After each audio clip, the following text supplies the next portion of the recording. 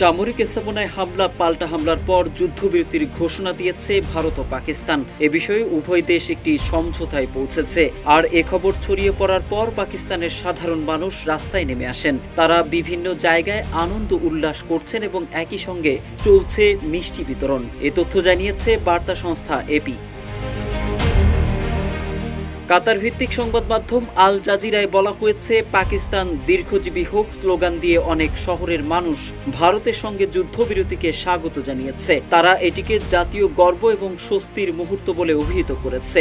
লাহোরের যুবক মোহাম্মদ ফাতেহ বলেন, এটি পাকিস্তানের জন্য একটি বড় দিন। তাদের বাহিনী শক্তির সঙ্গে জবাব দিয়েছে। যুদ্ধবিরতিতে রাজি হওয়া ছাড়া ভারতের আর কোনো উপায় ছিল না।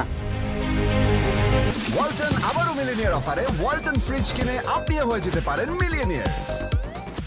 খবরে বলা হয়েছে, সাধারণ মানুষ বলছেন এই যুদ্ধবিরতি পাকিস্তানের জন্য গৌরবের, একই সঙ্গে উত্তেজনা কমায় স্বস্তি প্রকাশ করছেন তারা। ইসলামাবাদের জুবাইদা বিবি নামে ৪৫ বছরের এক নারী বলেন, যুদ্ধ দুর্ভোগ ছাড়া আর কিছু আনে না। তারা খুশি, শান্তি ফিরে এসেছে। বিষয়টি তার কাছে ঈদের মতো লাগছে। এই নারী যোগ করেন, তারা জিতেছেন।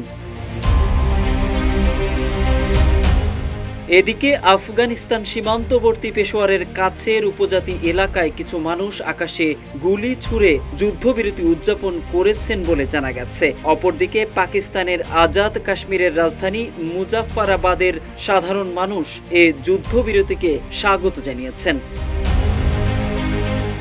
এর আগে ভারত পাকিস্তান যুদ্ধবিরতিতে যাচ্ছে বলে সামাজিক মাধ্যমে জানান ডোনাল্ড ট্রাম্প। এক্সে দেওয়া এক পোস্টে তিনি লিখেছেন, যুক্তরাষ্ট্রের সমঝোতায় দীর্ঘ এক রাতের আলোচনার পর তিনি এটা ঘোষণা করতে পেরে আনন্দিত যে ভারত ও পাকিস্তান পূর্ণ ও তাৎক্ষণিক যুদ্ধবিরতিতে সম্মত হয়েছে। কাণ্ডজ্ঞান ও দারুণ বুদ্ধিমত্তা ব্যবহার করে যুদ্ধবিরতিতে সম্মত হওয়ায় তিনি উভয় পক্ষকেই অভিনন্দন জানিয়েছেন।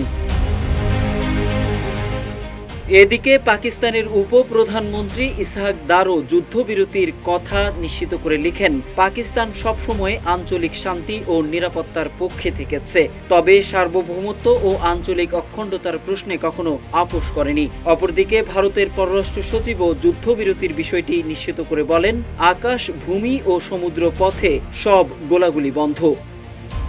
মোহাম্মদ সাইফুল ইসলাম, ইত্তেফাক।